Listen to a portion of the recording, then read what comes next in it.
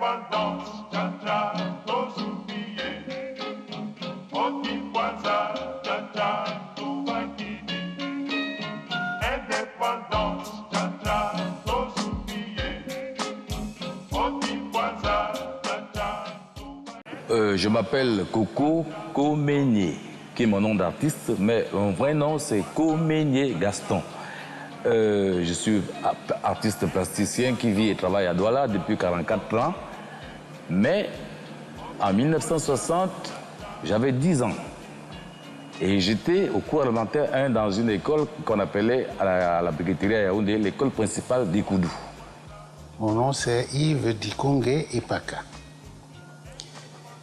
En 1960, j'étais encore à Lyon. J'étais étudiant en licence en mathématiques. Mais comme toutes les personnes de cette époque, j'ai suivi ce qui se passait au Cameroun. Et j'étais particulièrement intéressé puisque, en plus de ça, j'étais boursier du Cameroun et je devais faire mes études pour revenir ici, remplacer les coopérants qui étaient là.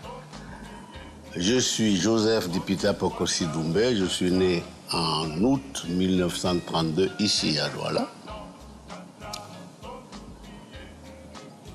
Je suis pharmacien, diplômé de la faculté de Paris en 1959. J'ai été délégué du gouvernement auprès de la communauté urbaine de Douala de avril 1989 à février 1996. Depuis 1997, je suis le président des aéroports du Cameroun.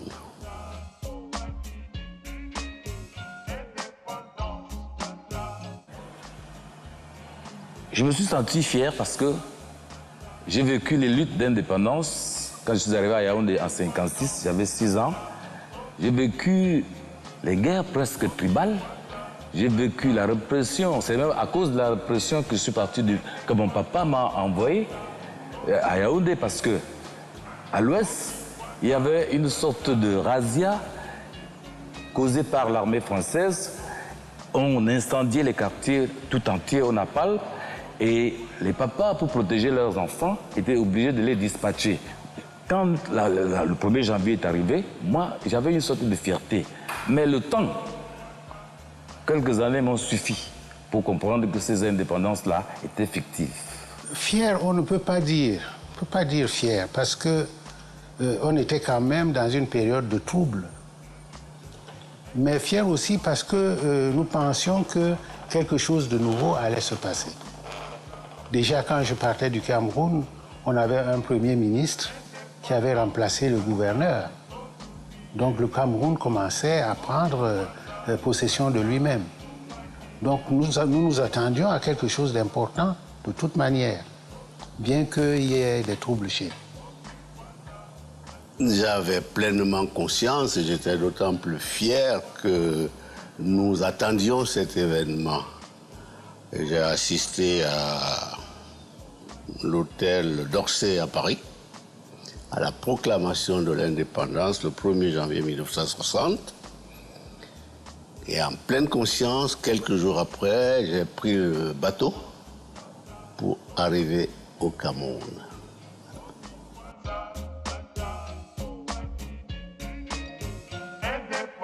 Malgré que toutes les boutiques étaient les boutiques françaises, il y avait une vie. Quand je parle de françaises, il y avait aussi les boutiques des Grecs, il n'y avait pas encore la ruée des Chinois, il n'y avait pas encore la ruée des Libanais, ni la ruée des Indo-Pakistanais. Il y avait une âme, une vie, c'est-à-dire que quand je vois l'hôtel Arcade aujourd'hui, c'est là où il y avait René Guerpillon. Quand je vois la banque qu'on vient de raccommoder à côté de moi, c'est là où il y avait Printania, où nous avons d'ailleurs vendu les tableaux en bordure de la rue, les papiers bien sûr. Quand je vois Monoprix qui est devenu ou bien quoi aujourd'hui, je ne sais pas, il y avait une vie. Et toute l'avenue Amadou Aïdjo, c'était quelque chose de vivant. Moi, je me souviens que nous, à l'époque, on pouvait rentrer à n'importe quelle heure chez nous sans être agressé. Il y avait, quand nous allions voir les bars, ne serait-ce que la tournée des bars nocturnes, les gens étaient fiers de vivre, il y avait une vie. Et le Douala d'aujourd'hui, bien que devenu cosmopolite comme toujours, parce que Douala, il faut le signaler, c'est une terre d'accueil, d'échange et de réception des hommes qui viennent de partout, pas seulement du Cameroun. Aujourd'hui, la ville a gardé ce cosmopolitisme-là. Mais ce n'est pas au niveau des maisons qu'on juge le développement d'un pays. Tout Douala était un peu ma ville. Quand je venais en vacances, parce qu'à cette époque, nous étions des internes. On vivait dans les internats. On était dans nos villes uniquement pendant les vacances. Et c'était une très grande joie de nous retrouver tous ici, parce qu'à cette époque, en plus, Douala avait une habitude de faire venir, lors de la première année de collège, faire revenir tous les enfants à Douala.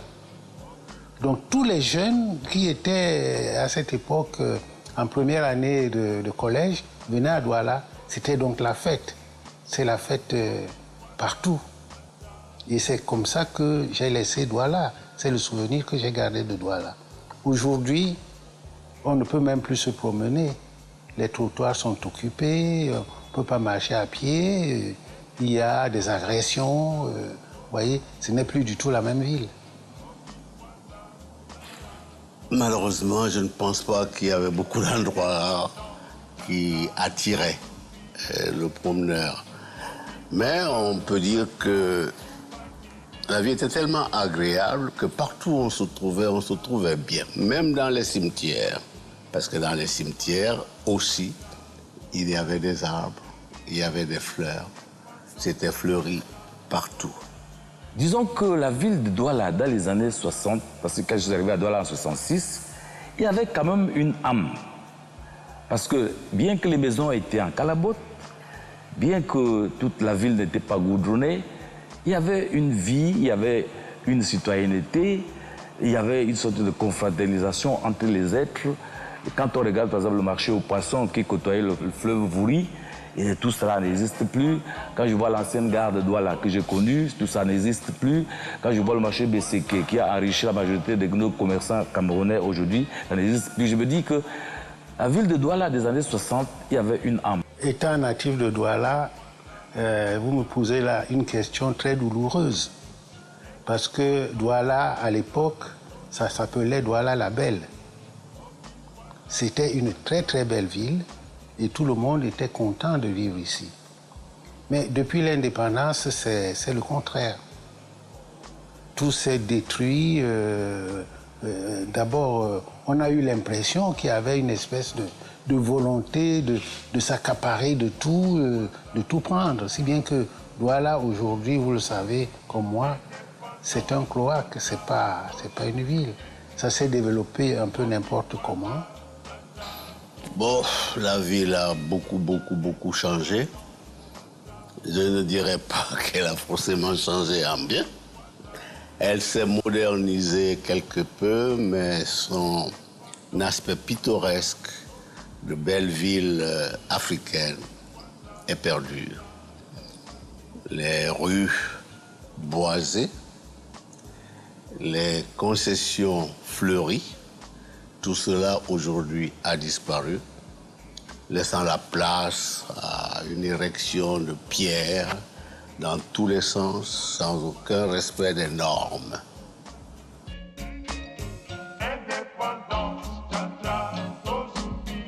Bon, la nature ayant horreur du vide, c'est normal que 50 ans après, ce sont les mêmes monuments qui soient là. Parce qu'entre-temps, qu'est-ce que l'État de notre pays a fait? Est-ce que nous n'avons pas des personnalités qui méritent d'entrer dans l'histoire?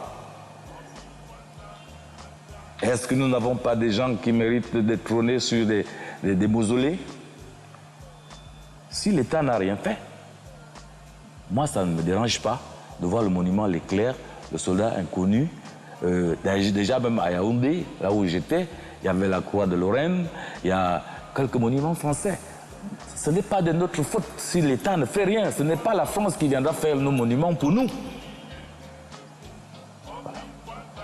Notre ville aujourd'hui, quand on voit par exemple la Nouvelle Liberté, quand on voit par exemple l'Arbre à Palabre, quand on voit par exemple Mondier Moé, quand on voit par exemple l'obélisque de notre frère algérien ou c'est marocain, quand on voit beaucoup d'autres petites choses qui sortent de partout comme ça, mais je veux regretter une seule chose, c'est que il aurait fallu aller encore plus loin. Voilà, se bat pour faire tout ça. Mais s'il n'y a pas la volonté politique, si l'État déjà ne connaît même pas ce que vous êtes en train de faire, si la population, parce que la population, à force de voir une œuvre finie par ne plus la voir, parce qu'une œuvre finie n'appartient non plus à l'artiste, mais appartient à, c'est-à-dire un monument par exemple fini n'appartient plus à l'artiste, appartient à la ville. À un moment donné, les hommes de la ville finissent par ne plus la voir et c'est les étrangers qui entrent dans la ville qui voient. C'est pour ça que je dis que ces monuments embellissent notre ville. D'ailleurs, quand je prends la Nouvelle Liberté de Joseph-Francis Souminié, nous avons connu le matraquage qu'il y a eu tout autour. Et moi, ça m'a beaucoup choqué. Je me suis dit que, est-ce qu'il faudrait, pour être un homme, aller faire nécessairement l'œuvre que dans la contrée où on est né? Et aujourd'hui, heureusement que ce vent est passé, les gens sont devenus plus, ils acceptent beaucoup plus l'art un peu aujourd'hui, mais je demande à ceux qui, à ces institutions privées d'aller plus loin. Comment les hommes d'affaires camerounais ne peuvent pas investir dans ces choses-là? Comment nos investisseurs, même si l'État ne fait rien, on ne va pas rester comme ça en attendant que l'État ne fasse rien, comme l'État n'a rien fait 50 ans après, qu'on va toujours attendre. Non, il faut que les institutions privées fassent les choses, que les hommes d'affaires prennent les choses, et que les sociétés qui bouffent les milliards dans notre pays, et que tout cet argent part le même jour dans des contrées où on ne sait pas, il faudrait que ces sociétés investissent ne serait-ce que un centième de leur milliard dans la culture. Si j'essaie de réfléchir, je ne trouve pas grand-chose. En dehors du pont peut-être, en dehors de quelques hôtels, en dehors de la résidence du gouverneur. Mais je dirais plutôt que la République indépendante a détruit Douala. On dirait qu'on a massacré la ville. Parce que tous ceux qui connaissaient par exemple le quartier de Bonanjo, si on y va aujourd'hui, c'est à pleurer. Les jolis bâtiments qu'il y avait, l'hôpital général, même les résidences qui étaient là, les maisons, de très très belles maisons anciennes, qui sont encore là-bas aujourd'hui, mais totalement oubliées et détruites pratiquement. C'est un désastre. D'abord, il n'y en a pas beaucoup. Il y a quelques-uns, au point de vue monument. Le délégué du gouvernement de l'époque avait exhumé quelques statues perdues ça et là pour leur donner un autre emplacement. Je pense par exemple à la statue du gouverneur Fournier que j'ai placée entre la chambre de commerce et la caisse cacao là-bas. J'ai baptisé cette place la place Fournier. Je pense à la statue de Natchigal que j'ai trouvée dans la brousse et que j'ai placée en face de la communauté urbaine de Douala. Bon. Il y a d'autres monuments que j'ai trouvés. Le monument du soldat inconnu à la place du gouvernement. Il y a le monument Leclerc. Il y avait la stèle Leclerc un peu plus loin là-bas que j'ai déplacée au rond-point de la Marine. Puis j'ai construit aussi, moi, une pyramide à l'hôtel de ville. Cette pyramide a pour symbolisme de rassembler ce qui est épars. La diversité doit se réduire dans l'unité. Il faut que la collectivité, selon des règles bien définies, se mette d'accord pour savoir qui est héros, pourquoi il est héros et qui n'est pas héros. Je ne veux évoquer aucun nom, mais vous me suivez parfaitement. Je crois que quand ce débat-là sera clos, nous pourrons donc faire quelque chose.